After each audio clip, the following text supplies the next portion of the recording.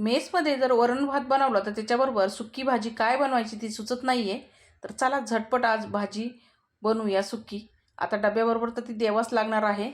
तर कढईमध्ये तेल गरम करून जिरा, मोहरी, ठेचलेला ठेचा, लसूण, मीठ आणि मिरची ठेचून टाकलेली आहे. हिंग टाकला, परतून घेतल्यानंतर त्याच्यामध्ये स्वच्छ धुवून घेतलेली गवार टाकली. आता ही गवार आपल्याला वाफेवरती शिजवायची आहे, बिलकुलही पाण्याचा वापर करायचा नाही आहे. झाकण देऊन एक वाफ देऊन घेतली, झाकण काढलं, परत त्याच्यात चवीनुसार मीठ टाकलं, मिक्स करून घेतलं चांगलं.